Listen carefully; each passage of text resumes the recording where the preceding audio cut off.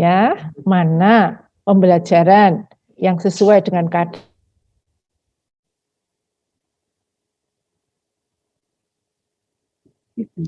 Bu, berarti lemulang boten urut nggih bukune gitu. Siswa tidak urut ya mengerjakan tugasnya ya Bu berarti. Nah, buku itu hanya sebagai salah satu acuan Bapak Ibu, bukan wajib. Bukan wajib harus semuanya diikuti yang ada di buku itu, ya. Apalagi KD-nya berbeda.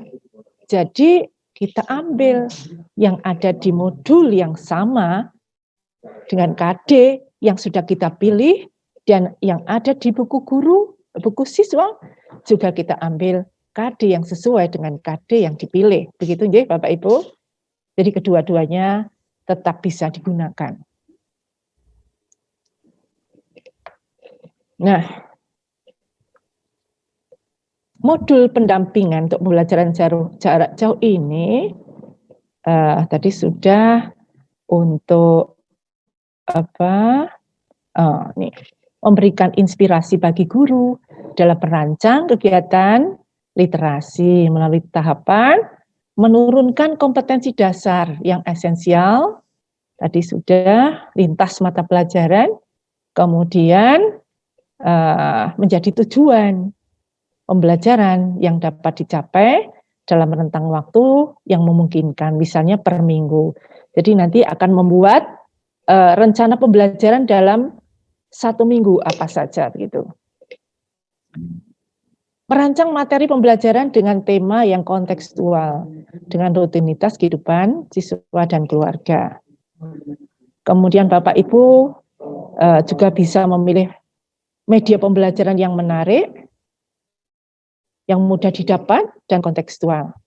Bapak Ibu juga bisa merancang langkah-langkah pembelajaran ya. Kalau tadi dibuat per minggu, kemudian dibuat harian menjadi RPP ya, setiap hari. Kemudian RPP dibuat sesuai dengan edaran Mendikbud nomor 14 tahun 2019 ya, dengan RPP yang sederhana yang hanya memuat paling sedikit itu memuat tujuan pembelajaran dan penilaian atau assessment ya. Kemudian memuat penguatan karakter pelajar Pancasila. Ya, Bapak Ibu, jangan lupa ini tetap di dalam langkah-langkah pembelajaran Bapak Ibu sisipkan penguatan karakter pelajar Pancasila. Mungkin Bapak Ibu loh, apa itu Bu? Dulu namanya bukan karakter pelajar Pancasila. Dulu namanya apa? PPK ya. Penguatan pendidikan karakter yang memuat 5 nilai utama karakter yaitu religiositas, nasionalitas, royong dan integritas. Sekarang diganti dengan karakter pelajar Pancasila. Seperti apa Bapak Ibu? Kemarin sudah diulas sedikit di dalam sesi pertama ya Bapak Ibu, diulas sedikit tentang profil pelajar Pancasila, yaitu pelajar Indonesia merupakan pelajar sepanjang hayat yang memiliki kompetensi global ya. Nah, dan berperilaku sesuai dengan nilai-nilai Pancasila. Lalu apa Bapak Ibu? Apa saja nilai-nilai Pancasila?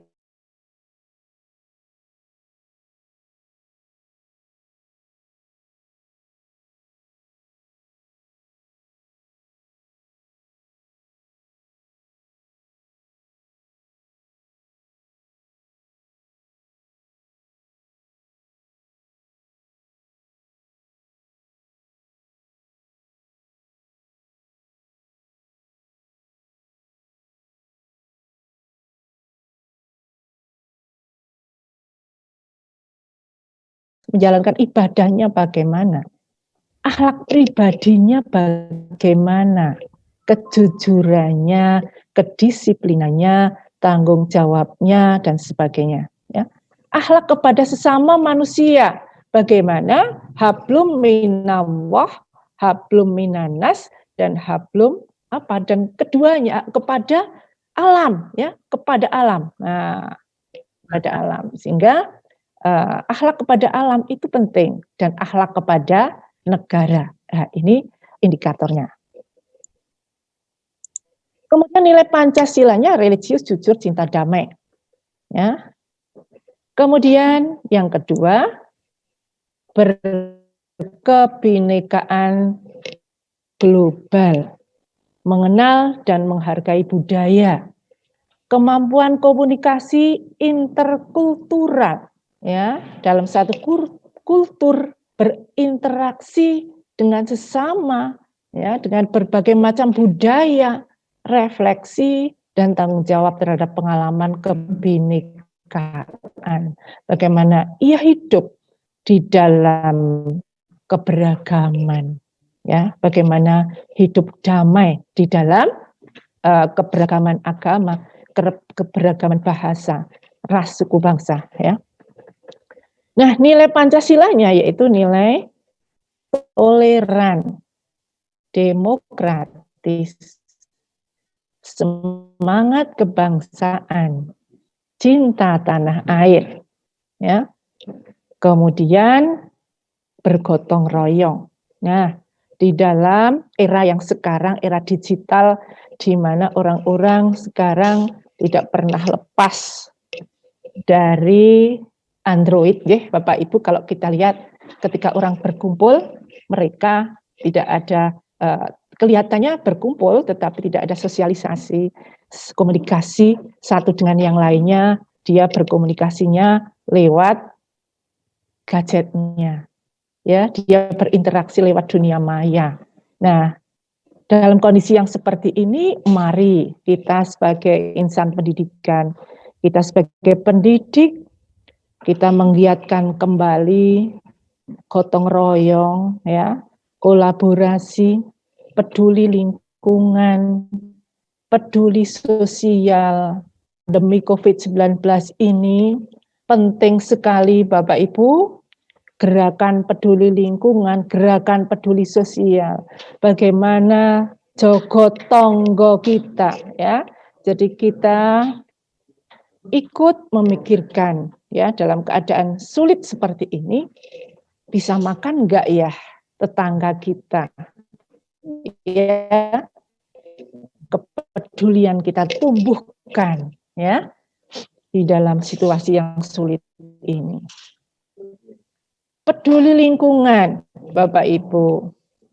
Ini anak-anak kita sekarang jarang sekali anak yang peduli jaga nih di rumah, yang bersih-bersih ibunya. Bagaimana sekarang kita tanamkan kepedulian anak terhadap lingkungan, ya. Nah, sekarang kalau ada tempat di sekitar kita kotor, siapa yang membersihkan? Nah, ini kita biasakan anak untuk peduli, ya, peduli terhadap lingkungan. Jadi ada peduli sosial dan peduli lingkungan. Kemudian mandiri, yaitu kesadaran akan diri dan situasi yang dihadapi, serta regulasi diri, yaitu kepandirian. Jadi di dalam hatinya itu ada tata tertib, kedisiplinan itu sudah melekat dalam hatinya. Kalau saya berangkat siang, maka ada bentrok, ada hal yang nggak enak. Kalau saya terlambat, ada hal yang nggak enak di hati saya. Itu kalau sifat kedisiplinan itu sudah terbentuk, ya. Nah, itu.